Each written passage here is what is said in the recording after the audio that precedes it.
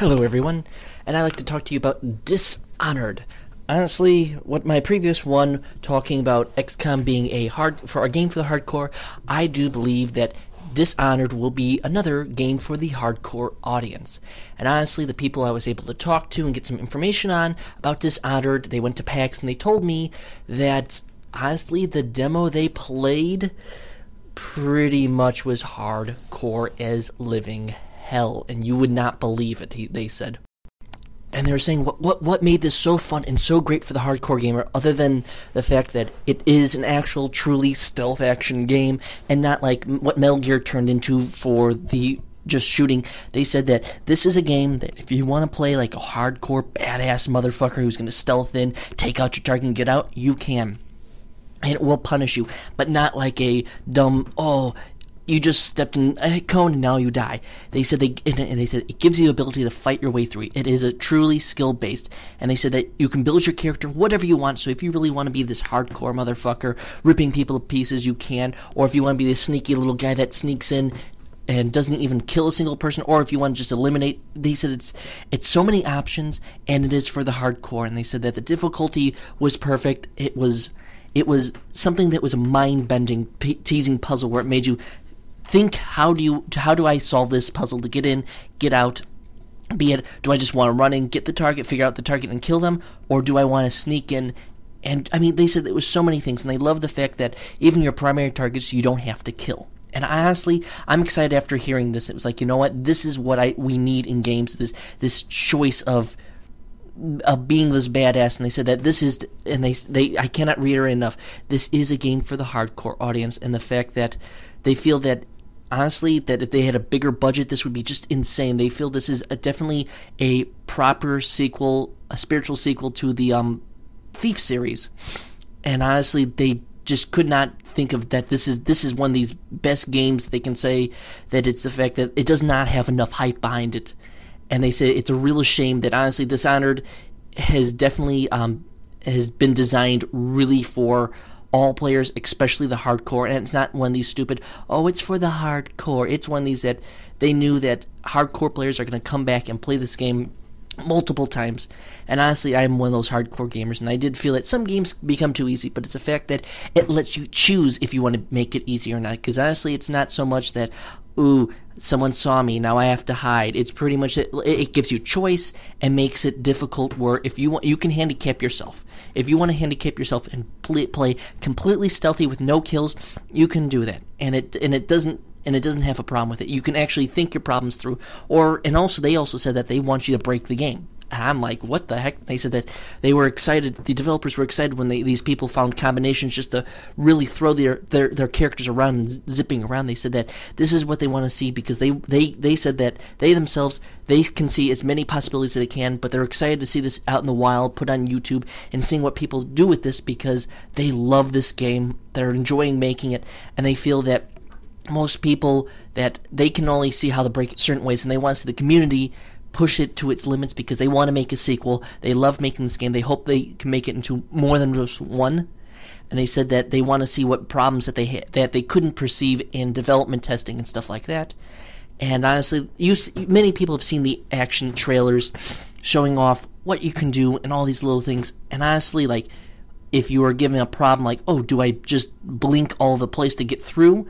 Do I slow down time to dodge their attacks? Do I kind of self-possess these guys? Whatever. And yes, this is a Victorian era time period, steampunk mixed in, and that is fucking creepy beyond belief. But they said that this is kind of, that they're taking a supernatural edge to an assassin, and they felt that they give this little world. So it's kind of like Hitman Blood Money, which I really liked, was here's your mission, figure it out. And honestly, I feel that's a great thing to do, where they give you choices and options, and this is what makes this game perfect for every audience, especially the hardcore. Because if you're a hardcore fan, you will relish the challenge that it sets out for you to kick your butt. And if you're not one of these people who are into really these difficult games, you can literally make your character set up just to blitz through it. And honestly, I'm glad they did that, because games don't have enough true challenge and difficulty. That it's kind of like Call of Duty. Everyone takes the idea from Call of Duty, and as you can see here, that you can even have powers. These powers, all these different powers, it can help you or hinder you. And honestly, just seeing where these enemies can see you and hear you, and all these little aspects, and I like that. And also the fact that I like the fact that you don't have to kill every person. You can knock them out, or you can circumvent them. And it's all on choice, and it all leads up to you. And it's honestly, if you wanted to, and honestly, this game is not meant to be. I don't feel it's meant to be blitzed in and just hack him, slash him. They say that you can do that, but you will be punished for not thinking things through. And honestly, I like also the idea of pulling this thought that you also have to think, how do I build my character up? And you have to think, should I build my character up from the beginning of being a killing machine, or should I be a ninja, or somewhere in between?